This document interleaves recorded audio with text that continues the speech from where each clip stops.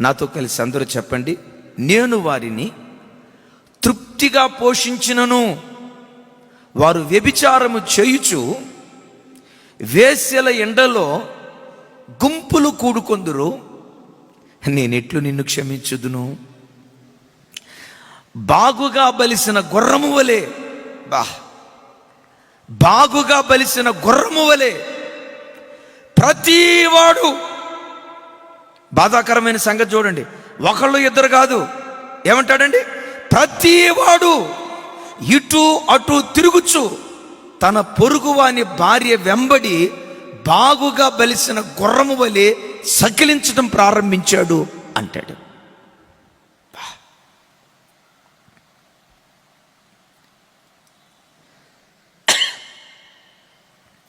అసలు ఈ మాట చూడండి, వాళ్ళకి నేనేం తక్కువ చేయలా, వాళ్ళని నేను పోషించాను, వాళ్ళ ప్రతి అవసరత నా మహిమైశ్వర్యంలో తీర్చాను, రాజులుగా వాళ్ళని నిలవబెట్టాను, నా నామ ఘనత కొరకై వాళ్ళను తలగా చేశాను. నేను ఇంత ఉపకారం వాళ్ళ జీవితాల్లో చేస్తే నా ప్రజలు ఎలా అయిపోయారో తెలుసా? బాగా బలిసిన గుర్రంలాగా.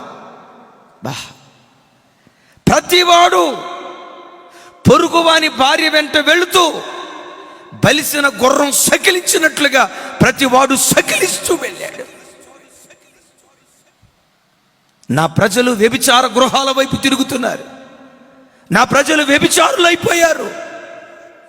నా ప్రభు బిడ్డలారా, ఈరోజు కూడా చూడండి, ఆ ప్రజలతో దేవుడు అంటాడు, వాళ్ళకి నేనేం తక్కువ చేయలేదు, నేను తక్కువ చేయకపోయినా నా ప్రజలు బాగుగా బలిసిన గుర్రాల్లాగా తయారై పొరుగువాడి భార్య వెంబడి పరిగెత్తుతున్నారు అని మాట్లాడుతున్నాడు.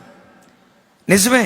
ఈ లైవ్లో దేవుని వాక్యం వింటున్న బిడ్డలారా, నా వైపు చూడండి, మిమ్మల్ని అడుగుతాను, మీరు ప్రభువును పట్టుకున్న ఆనాటి నుండి ఈనాటి వరకు మీరు ఆరాధించే మీ దేవుడు, నేను ప్రకటించే నా దేవుడు మీకేమైనా తక్కువ చేశాడా?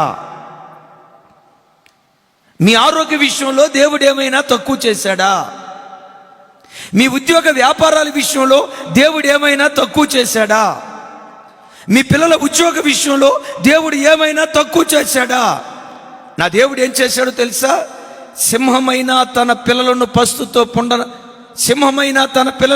పస్తుతో పండుకోనిస్తాదేమో కానీ ఆయనను ఆశ్రయించిన నీ బ్రతుకులో ఏ మేలు కొదువు కాకుండా గిన్నె నిండి పొంగి పొర్లేటట్లుగా నా దేవుడు నిన్ను ఆశీర్వదించాడు. ఎందుకో తెలుసా? ఆయన నామ ఘనత కోసం. నీ కడుపున పుట్టిన బిడ్డలను చదువులో తలగా చేశాడు. నీ గ్రామంలో ఎవరికి దొరకని ఘనత, నీ బంధువులలో ఎవరికి దొరకని ఆశీర్వాదం నీ కుటుంబానికి దేవుడు అనుగ్రహించాడు. నన్ను క్షమించు, దేవుని ద్వారా ఎంత ఉపకారాన్ని పొందుకున్న నీవు బాగుగా బలిసిన గుర్రంలాగా మారిపోయేవేమో జాగ్రత్త. బాగుగా బలిసిన గుర్రం ఎలా సకిలిస్తుందో, నన్ను క్షమించండి బిడ్డలారా, లేఖనాల్లో రాయబడిన మాట, బాగుగా బలిసిన గుర్రము వలె పరాయి స్త్రీ కనబడితే మోహపు చూపులతో నిండుకున్నావేమో, పొరుగువాడి భార్య కనబడితే అపవిత్రపు ఆలోచనలు నీ మనస్సును రేకెత్తిస్తూ ఉన్నాయేమో. బాగుగా బలిసిన గుర్రము వలె ఇటు అటు తిరుగుతున్న ఓ పురుషుడా, నిన్ను దండించక దేవుడు ఎలా మానుతాడు? నిన్ను శిక్షించక దేవుడు ఎలా మానుతాడు? దేవుడు ఎంత ఆశీర్వదిస్తే శరీరాన్ని కాముకత్వానికి అప్పగించుకొని, అపవిత్రతకు అప్పగించుకొని బండి వెంబడి వెళ్ళేటప్పుడు కూతురు వయసులో ఉన్న ఆడబిడ్డ కనపడ్డా నీ చూపులో ఆ చిన్న బిడ్డను కూడా వదిలిపెట్టవే. మనమరాలి వయసులో ఉన్న చిన్న బిడ్డ దారిని వెళ్తున్న ఆ మనమరాలి వయసులో ఉన్న చిన్న బిడ్డ వైపు కూడా నీ కాముకత్వపు చూపు ఆ చిన్న బిడ్డను కూడా వదిలిపెట్టదే. ఎవరివి నీవు? బాగుగా బలిసిన గుర్రానివి, జాగ్రత్త. బాగుగా బలిసిన గుర్రానివి, జాగ్రత్త. నిన్ను శిక్షించక దండించక దేవుడు ఎలా మానుతాడు? ఏమండి, ఇశ్రాయేలు ప్రజలతో దేవుడు చెప్తాడు, ఇట్టి కార్యములు జరుగుచుండగా నేను దండించక మానుదునా? పురుషుడు అలాగే ఉన్నాడు. ఈ కాలంలో, ఈ భయంకరమైన కాలంలో స్త్రీల పరిస్థితి కూడా అలాగే ఉంది. ఈరోజు మధ్యాహ్నం నేను ప్రార్థన అయిపోయిన తర్వాత నా వాట్సాప్ మెసేజ్ చూస్తే ఒక తమ్ముడు పంపించాడు. 9వ భర్త చేతిలో హతమైపోయిన భార్య. ఏంటట? నేను తెలుగులోనే చెప్పా. ఏంటటండి తమ్ముడా, ఉందా?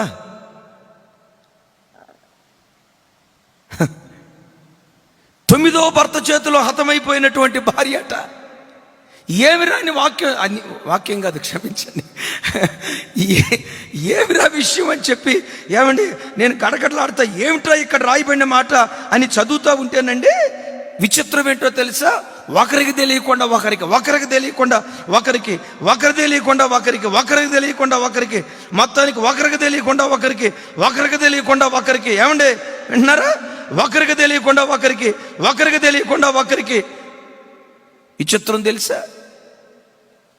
8 మందిని పెళ్లి చేసుకొని చివరికి 9వ వాడిని పెళ్లి చేసుకుందట. వాడికి తెలిసింది.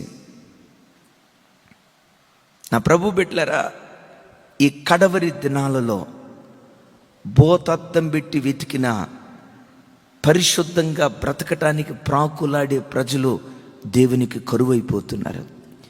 దేవుడివన్నీ చూసి సహించలేక ఏ గృహం చూసినా వేశ్య గృహాలుగా, ఏ గృహం చూసినా వ్యభిచారపు గృహాలుగా, ఏ గృహం చూసినా అశ్లీలమైన బూతు బొమ్మలు చూస్తూ జీవితాలు నాశనం చేసుకున్న గృహాలుగా దేవుని సన్నిధిలో కనబడుతూ ఉంటే,